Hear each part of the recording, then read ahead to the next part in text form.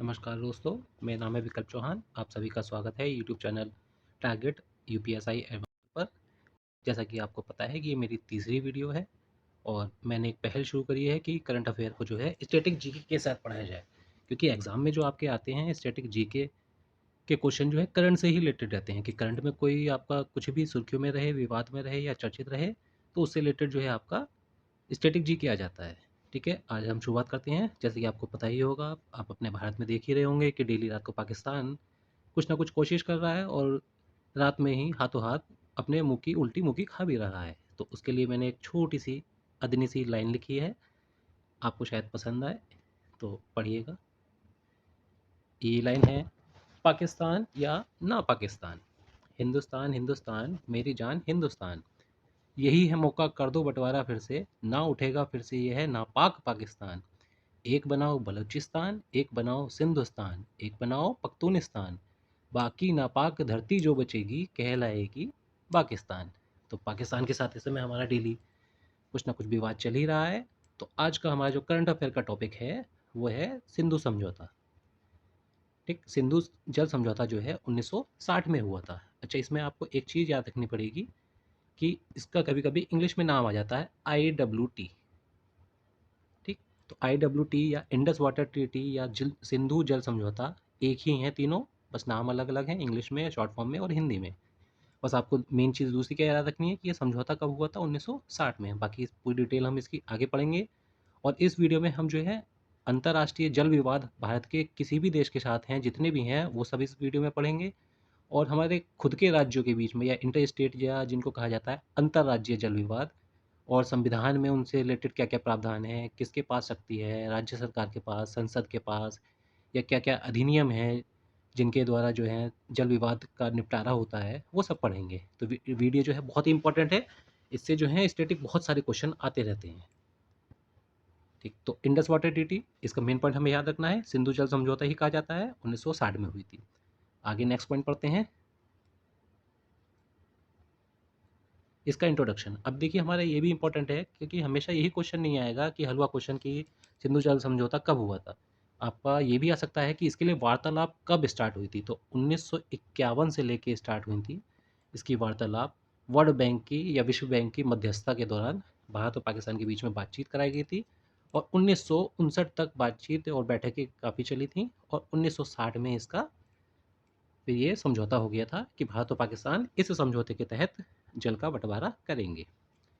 ठीक, अब next slide देखते हैं। तो बस इतना याद रखिएगा, विश्व बैंक की मध्यस्थता हुई थी 1960 में हुआ था, और स्टार्टिंग वार्तालाप कब हुई थी कि इस विवाद को निपटारा किया जाए, 1951 में।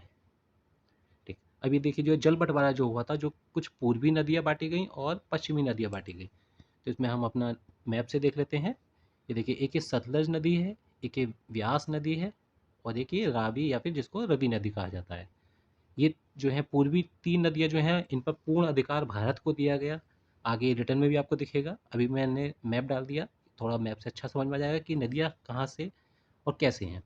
और देखिए यहाँ पर जो है तीन नदियाँ जो हैं, पश्चिमी नदियाँ, झेलम, चिनाब और इंडस नदी या फिर जिसको कहा जाता है सिंधु नदी। अभी देखिए पांचों जो नदियाँ हैं, झेलम, चिनाब, रावी, ब्यास और सतलज, ये सिंधु नदी या इंडस नदी की ही सहायक नदियाँ हैं, और जो जाके कहाँ गिरती हैं, अरब सागर में गिरती हैं। ये भी इंपॉर्टेंट पॉइंट बन जाता है, क्योंकि जो सुर्खियों में क्वेश्चन रहता है डायरेक्ट उसी से क्वेश्चन नहीं आता है। आता है तो उसे एक तरीके से हलवा क्वेश्चन का कह सकते हैं आप। तो डीप में भी आपको थोड़ा पढ़ना पड़ेगा, ये क्वेश्चन डायरेक्ट कभी कभी बहुत कम आते हैं। ठीक, अब अपना नेक्स्ट शीट चलते हैं। ठीक, अब सिंधु जल समझौता जो है भारत और पाकिस्तान के बीच 19 सितंबर को हुआ था।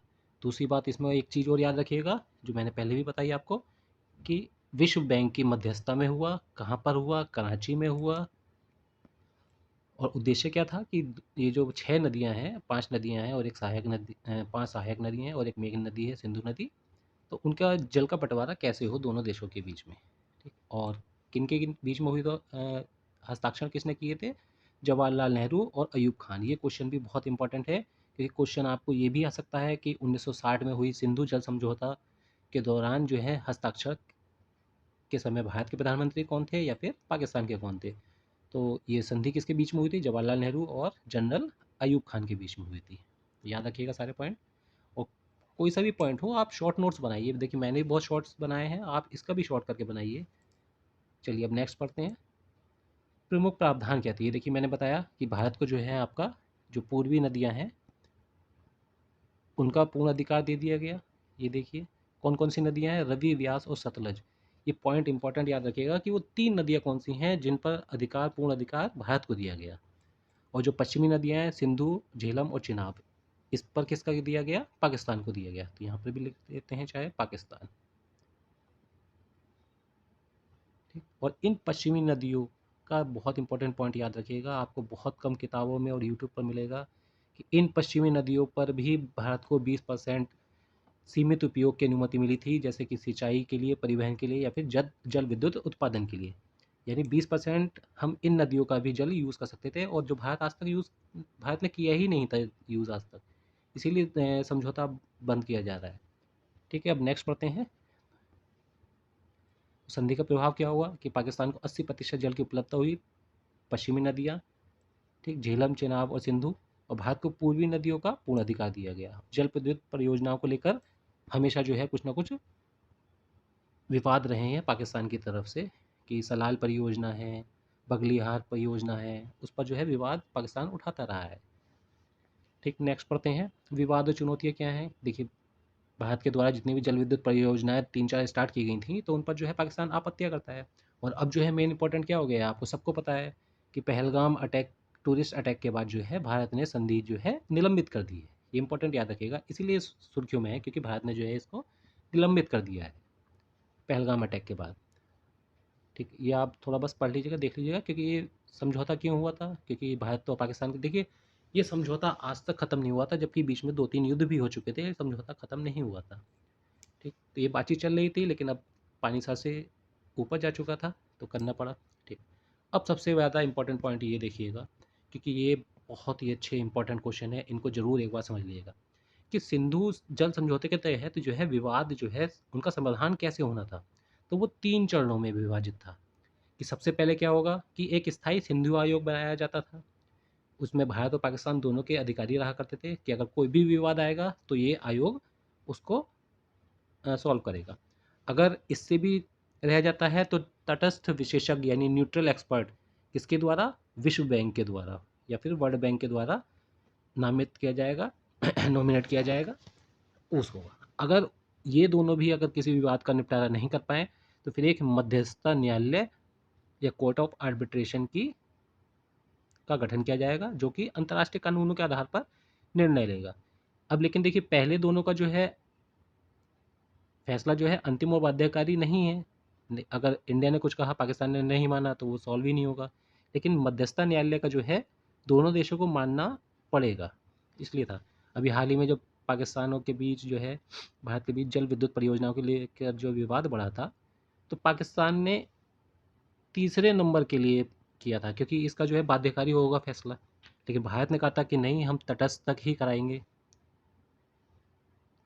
ठीक है, चलिए अब अगला पढ़ते हैं। तो ये 3 पॉइंट को याद रखना कि 3 चरणों में विभाजित है कि सिंधु, स्थायी सिंधु आयोग वो निपटारा करेगा। अगर उससे निपटारा नहीं होता है तो वर्ल्ड बैंक द्वारा एक न्यूट्रल एक्सपर्ट नॉमिनेट किया जाएगा। अगर उसके द्वारा भी नहीं होगा तो मध्यस्थता न्यायालय।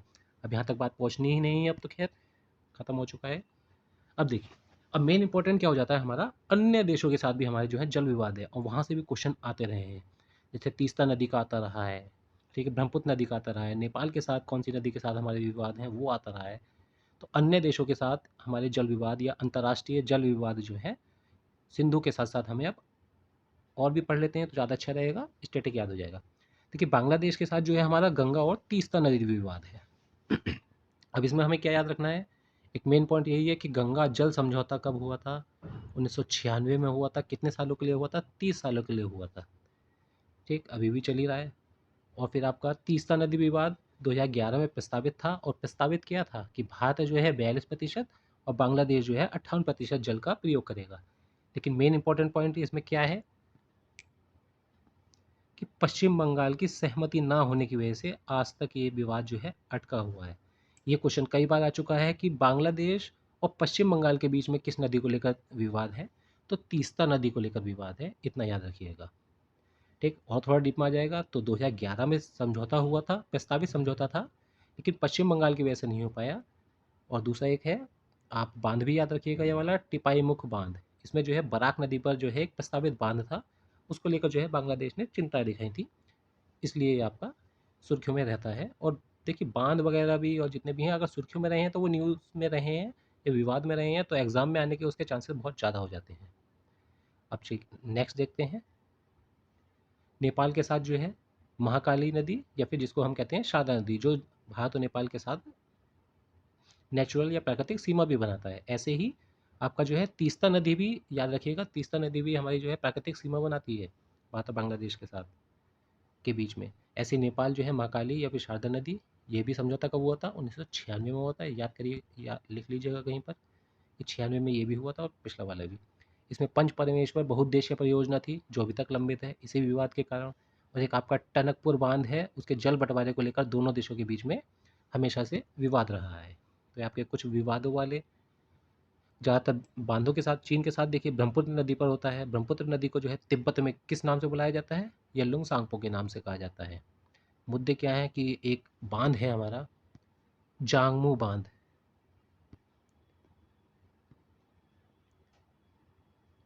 ठीक, चीन के द्वारा जो ब्रह्मपुत्र नदी पर बना रहे हैं। तो भारत को हमेशा डर रहता है, चिंता रहती है कि चीन जो है इसके द्वारा पानी रोक या मोड़ सकता है, जिससे कि प्रॉब्लम हो सकती है भारत को।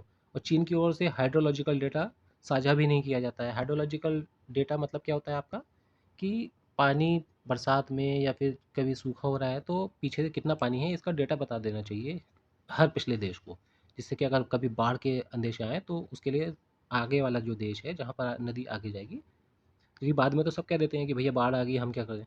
ठीक, तो वर्तमान स्थिति कोई नहीं है। तो इम्पोर्टेंट दूसरा पॉइंट याद रखिएगा कि 2002 से जो है आपका डेटा साझीकरण का, कौन सा डेटा? यही हाइड्रोलॉजिकल डेटा, कि भैया हमें ये तो बता दो कि आपका पीछे अभी पानी कितना है, बरसात में कितना पानी आया होगा, क्योंकि बरसात में ही मेन बाढ़ के चांसेस रहते हैं। तो 2002 से इनका कोई औपचारिक समझौता नहीं है, बस 2002 से डेटा साझा किया जा रहा है चीन के साथ। कौन सी नदी का? ब्रह्मपुत्र नदी का। ठीक, तो आपने जो है नेपाल की भी पढ़ ली है और हमारा बांग्लादेश की भी हो गई है। अब नेक्स्ट हमारी चलते हैं, चीन के साथ हो ही गई है। अब हमारे जो भारत के जो है प्रमुख अंतर्राज्यीय जल विवाद, ये सबसे ज़्यादा इम्पोर्टेंट है, क्योंकि ये बहुत सुर्खी में रहा है। सुप्रीम कोर्ट तक को इस जल विवाद के लिए या फिर आगे आना पड़ता है। कौन सा जल विवाद है? कावेरी जल विवाद। इसके आप चारों स्टेट जरूर याद रखिएगा, ये बहुत ही ज़्यादा इंपॉर्टेंट है। पुडुचेरी तो आ ही जाता है ऑप्शन में। ठीक, ये चारों स्टेट जरूर याद रखने हैं, क्योंकि यही पूछता है कि कावेरी जल विवाद जो है किन राज्यों के बीच है, या फिर क्वेश्चन में आ जाएगा कि किन राज्यों के बीच नहीं है। तो 3 सही ऑप्शन दे देगा, एक चौथा गलत ऑप्शन दे देगा। तो ये अंतर्राज्यीय यानी भारत के अंदर के ही 2 राज्यों के बीच में या 3 राज्यों के बीच में या ज़्यादा राज्यों के बीच में जो किसी भी नदी के पानी के बँटवारे के ऊपर जो है जल विवाद है। तो पहला आपको ज़रूर पॉइंट याद रखना है, कावेरी जल विवाद। सबसे ज़्यादा यही क्वेश्चन आया है, क्योंकि इसके विवाद को सुलझाने के लिए सुप्रीम कोर्ट तक को आगे आना पड़ा है और एक आयोग तक का गठन करना पड़ा है तब भी, लेकिन ये अभी तक इन राज्यों के बीच में ये विवाद सुलझ नहीं पाया है। चलिए नेक्स्ट देखते हैं, महादई नदी गोवा, कर्नाटक और महाराष्ट्र के बीच, याद रखिएगा। ये बस आपको पॉइंट याद रख लेने हैं, लेकिन आपको कावेरी बिल्कुल नहीं पूछना है। कृष्णा नदी जल विवाद, ये इंपॉर्टेंट है, ये भी एग्जाम में आ चुका है। किन किन राज्यों के बीच में है? महाराष्ट्र, कर्नाटक, तेलंगाना और आंध्र प्रदेश के बीच में है। इन विवादों को सुलझाने के लिए संघवाद या न्याय संगत जल साझेदारी आवश्यक रहती है, जिसके बीच में बार बार भारत सरकार कुछ ना कुछ करती रहती है। चलिए अब नेक्स्ट देखते हैं, सतलुज और यमुना लिंक नहर विवाद जो है वो आपको सतलुज और यमुना से ही समझ में आ जाएगा कि पंजाब और हरियाणा के बीच ही हो सकता है विवाद। नर्मदा जल विवाद जरूर याद रखिएगा, क्योंकि नर्मदा बचाओ आंदोलन भी चला था। तो मध्य प्रदेश, महाराष्ट्र, गुजरात और राजस्थान के बीच में। अब देखिए इससे रिलेटेड जो है कुछ संवैधानिक प्रावधान होते हैं या आर्टिकल होते हैं, जैसे हमारा देखिए अब संवैधानिक प्रावधान देखते हैं।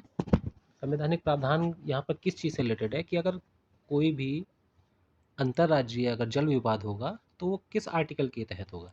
तो हमारा आर्टिकल 262 जो है, अनुच्छेद 262 क्या कहता है कि संसद को अंतर्राज्यीय नदी जल विवादों के समाधान के लिए कानून बनाने का अधिकार है। तो ये इंपॉर्टेंट क्या हो जाता है कि अधिकार किसके पास है, क्योंकि 2 राज्यों के पास अगर जल विवाद है, 2 राज्यों का आपस में किसी नदी के लिए जल विवाद है, तो ऐसा तो है नहीं उन दोनों को ही छूट दे दी जाएगी, क्योंकि एक राज्य कहेगा मुझे इतना चाहिए, दूसरा राज्य कहेगा मुझे इतना पानी चाहिए। तो उसके लिए जो है कानून बनाने का अधिकार जो है आर्टिकल 262, ये बहुत इंपॉर्टेंट याद रखिएगा कि अनुच्छेद 262 किस बारे में है, अंतर्राज्यीय क्या नाम है, नदी जल विवादों के बारे में। ठीक, और अधिनियम एक इससे रिलेटेड बनाया गया था 1956 में, नाम क्या था, अंतर्राज्यीय नदी जल विवाद अधिनियम। इस अधिनियम के तहत जो है केंद्र सरकार न्यायाधिकरण गठित कर सकती है।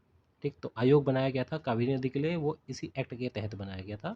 वही हर बार जो है वाटर शेयरिंग का फॉर्मूला इन राज्यों को देता है, 4 राज्य जो कावेरी जल विवाद में आते हैं। संवैधानिक प्रावधान हो चुके हैं अब। ठीक है, आज के लिए वीडियो में इतना ही, और बाकी वीडियो आती रहेंगी, जितने भी हॉट टॉपिक रहेंगे, जो भी सुर्खियों में रहेंगे, करंट अफेयर।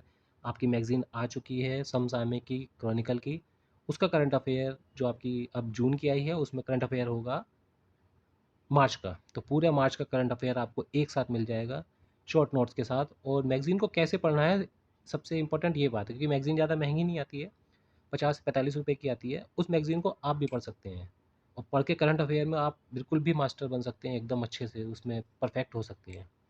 तो उस करंट अफेयर को पढ़िए, और उस मैगज़ीन को पढ़ना कैसे, क्योंकि उसमें डीप में कहानियों की तरह बहुत कुछ होता है। ठीक है, चलिए तब तक के लिए नमस्कार। अगली वीडियो आपको मिल जाएगी जल्दी ही। धन्यवाद।